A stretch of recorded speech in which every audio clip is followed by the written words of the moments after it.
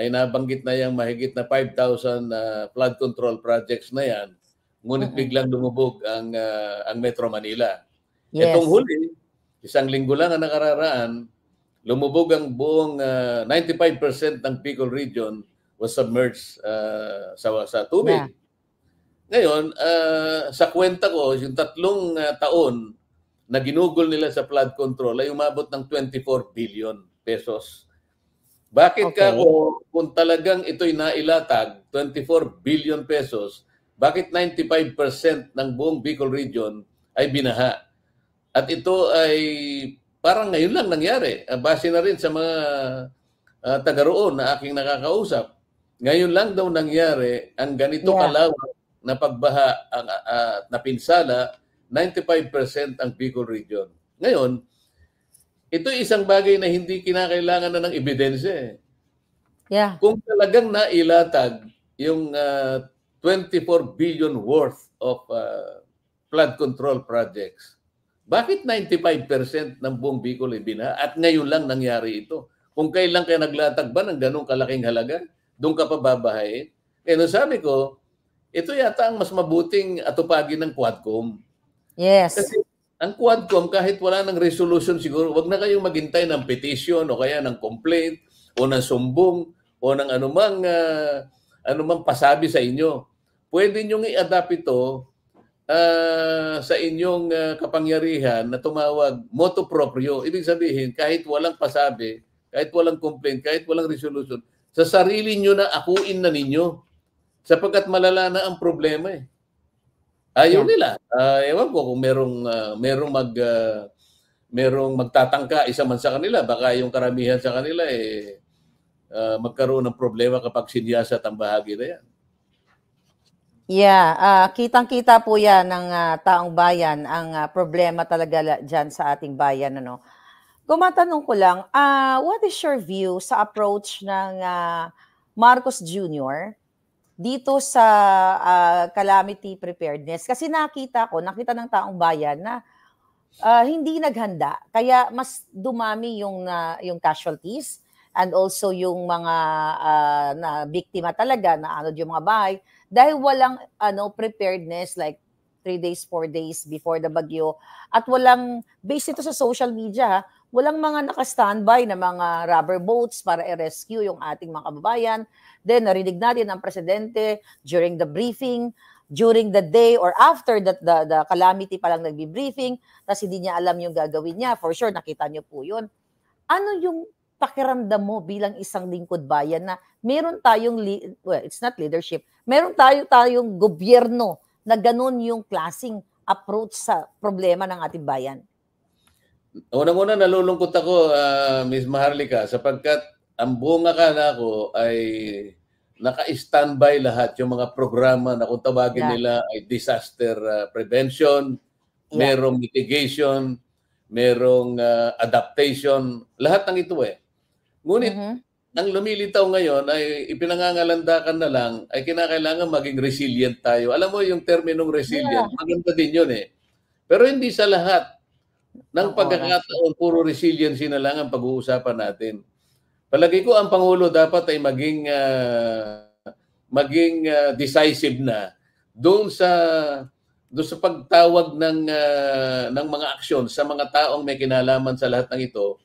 Ang nakikita ko ay masyadong mabait ang ating Pangulo, Ms. Maharlika.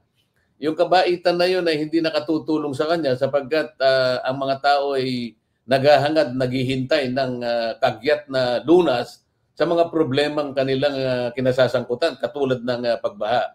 Kung nandun yung mga tinatawag na mitigation, kung hindi man prevention o kaya adaptation, bakit parang nabulaga na naman? Alam ko, meron pa nga noon na nabalitaan ko na nakabili tayo ng isang hindi ko alam ang pangalan nito parang instrument ng DICT na kung saan ay nakikita nila may mga drones na like satellite na ginamit dito, parang 1 billion, parang satellite ito na nakikita nila yung lawak ng pinsala na magaganap.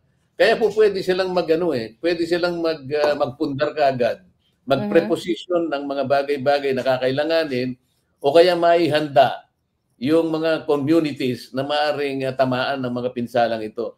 Parang hindi ko nakita lahat itong mga ito eh. Pati yung pagbibigay ng provision ngayon, kanya-kanya na kami. Katulad sa panig ko, sa aking malit na magagawa, nakapadala na rin kami ng kahit ano. So, walang straight o kaya yung comprehensive na pagtulong ang aking nakikita. Dito ako nalulungkot at nawawalan ng parang nawawalan ako ng pag-asa. Well, sorry, Congressman Marcoleta, magdi-disagree ako sa iyo na mabait ang Pangulo. I don't think po na mabait siya. I believe kargado po siya dahil ang video ay pina-authenticate ko dito sa Amerika kung saan ay gumagamit siya ng white powdery substance. Actually, leading to that sentiment, mag-agree po ba kayo, Kong Marcoleta, na dapat lahat ng mga politiko na sasabak o kakandidato ay magpa-hair follicle test?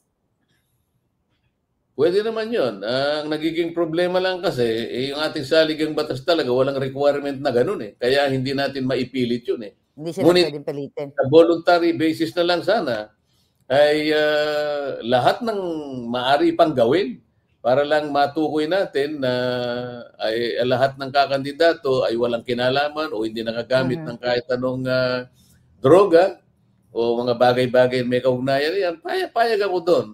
Ang problema lang, hindi natin mapanagutan talaga.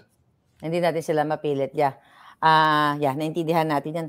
Kung mainit at pinag-uusapan ngayon, social media, mainstream media, ang revelasyon ni Colonel Hector Grijaldo, I hope tama yung pagkabanggit ko kung napanood niyo kagabi, doon sa hearing sa Blue Ribbon Committee na kung saan po ay isiniwalat niya na during the Quad hearing ay inimpluwensyahan siya o hinimok siya ni Congressman Dan Fernandez and Congressman Benny Abante para aminin doon sa hearing na yon na yung reward system na in-expose ni Garma at iba pang mga resource person doon ay there's such thing na may nag-i-exist sa Davao o sa Pilipinas na inuutusan ng Pangulong Duterte na mag-execute ng isang tao at babayaran o re-rewardan. So in-expose po ni Colonel Hector kahapon na talagang pinilit o inudyukan siya. Kaya nga sabi ni Pangulo doon ay kakasuhan niya ng subornation of perjury. So nakakagimbal po yon kung na may dalawa tayong lingkod bayan supposedly, kongresista na pinipilit o talagang inuutusan pulis pa ito for 30 years in service na ito, na lingkod bayan din.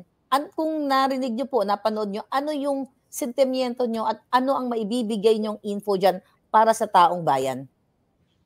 Sana hindi totoo yun, Ms. Maharlika. Kasi kung totoo yun, ay napakaseryosong akusasyon yun, ay dapat maimbestigahan din. Kasi unang-una, hindi naman dapat mangyari yung ganon. Kaya nga sila gumagawa ng investigasyon. Kahit na nga ako ay ayaw na nga sumama dyan sapagkat hindi ko nga makita yung direksyon at yung mga tuntunin na hindi na nakabase sa tinatawag nating mga due process. At maski na sa aming mga nakalatag na tuntunin ay marami na ring hindi